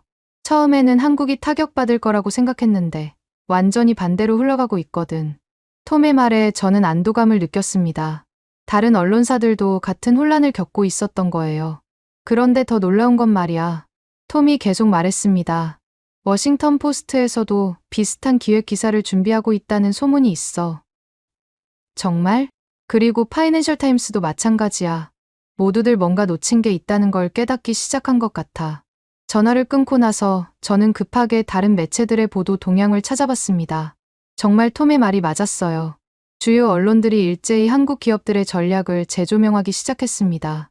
블룸버그에서는 한국의 치밀한 대미 경제 전략이라는 제목의 기사를 예고했고, 로이터는 미국 관세 정책의 예상치 못한 결과라는 특집을 준비한다고 발표했어요. 제임스, 이제 정말 대세가 바뀌고 있어. 맞아. 더 이상 우리만 알고 있는 비밀이 아니게 됐네. 그날 오후 더욱 결정적인 사건이 벌어졌습니다. CNBC에서 긴급 속보를 내보낸 거예요. 대형 투자 펀드들, 한국 기업 대거 매수, 관세 여파 최소화 전망. 속보에 따르면 블랙록, 뱅가드, 피델리티 같은 대형 펀드들이 한국 기업 주식을 대량 매수하고 있다는 내용이었습니다. 특히 블랙록의 포트폴리오 매니저가 인터뷰에서 한 말이 충격적이었어요. 한국 기업들이 보여준 전략적 대응은 정말 인상적입니다. 관세라는 위기를 오히려 기회로 전환시켰죠. 미국 내 투자 확대로 장기적으로는 더 강한 경쟁력을 갖게 될 것으로 봅니다. 솔직히 말하면 우리는 한국 기업들을 과소평가했었어요. 이런 발언들이 공개적으로 나오기 시작한 거였습니다.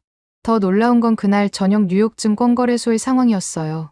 한국 기업들의 미국 애탁증서 ADR 가격이 일제히 급등했습니다. 삼성전자 ADR은 7%, SK하이닉스는 9%, LG화학은 무려 11%나 올랐어요. 이건 정말 역사적인 반전이야. 저는 화면을 보며 감탄했습니다. 제임스도 고개를 끄덕였어요. 관세 발표 당시만 해도 모든 사람들이 한국 기업들이 망할 거라고 생각했는데 그때 제 이메일에 중요한 메시지가 도착했습니다.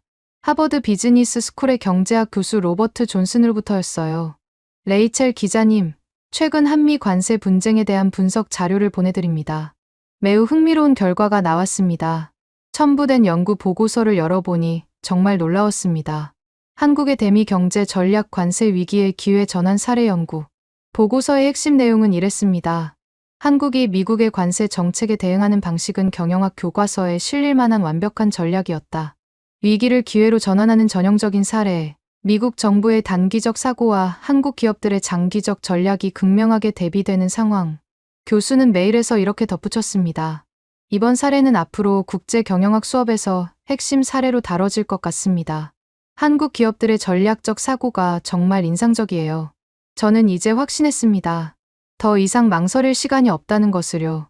다음 날 아침, 워싱턴 포스트에서 결정타가 나왔습니다. 일면 톱 기사로 미국 관세 정책의 역설 한국 기업들에게는 오히려 기회라는 제목의 기사가 실린 거였어요. 기사는 제가 그동안 추적해온 내용들과 거의 일치했습니다. 한국 기업들의 사전 준비, 미국 내 투자 확대 전략, 정부 부처 간 갈등, 월스트리트의 재평가까지 모든 내용이 담겨 있었어요. 제임스, 이제 정말 끝났어. 뭐가? 우리가 혼자만 알고 있던 비밀이 이제 공개된 거야. 모든 언론이 진실을 보도하기 시작했어. 그날 오후 CNN 편집회의에서 편집장이 저를 불렀습니다. 레이첼, 다른 매체들이 한국 관련 기사들을 쏟아내고 있는데 우리는 뭐 하고 있었나? 사실 저도 이 사안을 추적하고 있었습니다. 그럼 왜 보도 안 했어? 저는 잠깐 망설였습니다. 처음에 제가 얼마나 확신에 차서 잘못된 기사를 썼는지 인정해야 했거든요. 처음에는 저도 미국이 승리했다고 생각했습니다. 하지만 추가 취재를 통해 완전히 다른 진실을 발견했어요. 어떤 진실? 한국이 미국보다 몇 수 앞서 있었다는 겁니다. 관세 정책을 미리 예상하고 모든 대응책을 준비해뒀어요. 편집장의 표정이 심각해졌습니다. 그럼 우리가 처음에 보도한 미국의 승리는 틀렸다는 얘기네. 그리고 이제 그 진실을 제대로 보도해야 할 때입니다. 편집장과의 면담 후 저는 인생에서 가장 중요한 결정을 내려야 했습니다. 제가 처음에 썼던 기사들이 완전히 틀렸다는 걸 인정하고 진실을 보도할 것인가 하는 문제였죠. 제임스, 솔직히 말해서 무서워. 뭐가? 내가 처음에 쓴 기사들 때문에 많은 사람들이 잘못된 정보를 믿게 됐잖아. 이제 그걸 뒤집어야 한다고? 제임스는 저를 진지하게 바라봤습니다. 레이첼, 그게 기자의 책임이야. 틀렸으면 바로잡아야지. 저는 그날 밤 집에서 오랫동안 고민했습니다. 과연 미국 시청자들이 이 진실을 받아들일 수 있을까요? 자신들이 승리했다고 믿었던 관세 전쟁에서 실제로는 패배했다는 사실을 말이에요. 하지만 기자로서 진실을 외면할 수는 없었습니다. 다음 날 아침, 저는 편집장에게 제안했습니다. CNN 특집 프로그램으로 이 전체 상황을 정리해서 보도하고 싶습니다. 어떤 내용으로? 미국 관세 정책의 실제 결과와 한국의 전략적 대응, 그리고 우리가 놓쳤던 진실들을 솔직하게 다루는 거예요. 편집장은 잠깐 고민하더니 고개를 끄덕였습니다. 좋아. 하지만 정말 확실한 증거들이 있어야 해. 물론입니다. 제가 수집한 모든 자료를 검증받겠습니다. 그 주 내내 저는 팩트체크 팀과 함께 모든 정보를 재검증했습니다. 마이클 앤더슨이 제공한 무역대표부 자료들, 백악관 내부 문서들, 기업 관계자들과의 인터뷰 내용까지 모든 것을 다시 한번 확인했어요. 결과는 확실했습니다. 제가 추적한 모든 내용이 사실이었어요. 드디어 방송날이 다가왔습니다. CNN 특집 관세 전쟁의 진실, 우리가 놓친 것들. 저는 스튜디오에 앉아서 깊게 숨을 들이쉬었습니다. 시청자 여러분, 안녕하세요. CNN 레이첼 쿠퍼입니다. 오늘은 지난달 미국이 한국에 부과한 관세 정책에 대한 특별 보도를 준비했습니다. 하지만 먼저 여러분께 사과의 말씀을 드려야 할 것 같습니다. 저는 카메라를 똑바로 바라봤습니다. 지난달 관세 발표 직후 저는 이를 미국의 완전한 승리라고 보도했습니다. 하지만 그 보도는 틀렸습니다. 스튜디오가 조용해졌어요. 제 동료들도 긴장한 표정이었습니다. 추가 취재 결과, 실제 상황은 완전히 달랐습니다. 오늘 그 진실을 여러분께 말씀드리겠습니다. 저는 준비한 자료들을 하나씩 제시하기 시작했습니다. 첫째, 한국 기업들은 미국의 관세 부과를 이미 예상하고 있었습니다. 화면에 한국 기업들의 미국 투자 계획 타임라인이 나타났어요. 삼성의 텍사스 공장 증설, SK의 조지아 배터리 공장 확장, LG의 미시간 투자 확대. 이 모든 계획들이 관세 발표 훨씬 전에 이미 결정돼 있었습니다. 둘째, 한국 기업들이 받은 미국 내 세제 혜택이 관세로 인한 손실을 훨씬 초과합니다. 구체적인 수치들을 제시했습니다. 관세로 인한 한국 기업들의 연간 손실은 약 120억 달러로 추산됩니다. 하지만 미국 내 투자 확대로 받은 세제 혜택과 보조금은 250억 달러에 달합니다. 시청자들이 충격받을 만한 내용이었죠. 셋째, 미국 기업들은 오히려 한국 기업과의 협력을 확대하고 있습니다. 애플, 테슬라, 구글 등의 사례들을 구체적으로 설명했어요. 애플은 삼성과의 반도체 공급 계약을 연장했고, 테슬라는 LG에너지 솔루션과의 배터리 공급 계약을 확대했습니다. 넷째, 가장 중요한 사실입니다. 저는 잠깐 멈춰서 심호흡을 했습니다. 미국 정부 내부에서도 이번 정책의 실효성에 대해 심각한 의문을 제기하고 있습니다. 무역대표부와 백악관, 내부 문서의 핵심 내용들을 공개했어요. 물론 출처는 밝히지 않고 말이죠. 정부 내 여러 부처에서 작성된 보고서들을 종합해보면 이번 관세 정책이 예상한 효과를 거두지 못하고 있다는 평가가 지배적입니다. 저는 마지막으로 가장 중요한 메시지를 전했습니다. 시청자 여러분, 저는 기자로서 처음에 성급한 판단을 했습니다. 미국의 승리를 당연하게 여기고 한국의 대응 능력을 과소평가했죠. 하지만 진실은 달랐습니다. 한국은 우리보다 훨씬 치밀하고 전략적으로 접근했습니다. 이것이 현실입니다. 우리가 인정하고 싶지 않더라도 말이죠. 방송이 끝나자마자 엄청난 반응이 쏟아졌습니다. 시청자들의 댓글이 실시간으로 올라왔어요. 레이첼, 용기 있는 보도 감사합니다. 진실을 알려줘서 고맙습니다. 하지만 반대 의견들도 만만치 않았어요. 미국을 깎아내리는 반역자, 한국 편을 드는 매국노, 이런 악성 댓글들도 많이 달렸습니다. 며칠 후, 저는 상원 의원들로부터 항의 전화를 받았어요. 레이첼 기자님의 보도가 미국의 위상을 떨어뜨리고 있습니다. 사실을 보도한 것뿐입니다. 저는 당당하게 대답했습니다. 진실이 불편하시더라도 그것이 기자의 역할입니다. 하지만 동시에 많은 동료 기자들과 학자들로부터 지지를 받았어요. 용기 있는 보도였습니다. 진실을 말하는 게 얼마나 어려운지 알고 있어요. 가장 의미 있었던 건 마이클 앤더슨으로부터 온 메시지였습니다. 레이첼, 정말 고생 많으셨습니다. 덕분에 진실이 세상에 알려졌네요. 그 후 몇 주가 지나면서 상황이 변화하기 시작했습니다. 다른 언론사들도 비슷한 내용의 보도를 계속 내보냈고, 결국 정부도 정책 수정을 검토한다고 발표했어요. 더 중요한 건 제 개인적인 변화였습니다. 저는 그동안 얼마나 편견에 사로잡혀 있었는지 깨달았어요. 미국이 항상 옳고 다른 나라들은 미국보다 열등하다고 생각했던 제 자신을 반성하게 됐습니다. 제임스, 이번 일을 통해서 정말 많은 걸 배웠어. 어떤 걸? 겸손함이야. 그리고 선입견 없이 사실을 바라보는 눈. 한 달 후, 저는 다시 한번 특집 프로그램을 진행했습니다. 객관적 저널리즘의 중요성이라는 제목으로 말이죠. 기자는 자신의 신념이나 편견보다 진실을 더 중요하게 여겨야 합니다. 저 역시 이번 일을 통해 많은 것을 배웠습니다.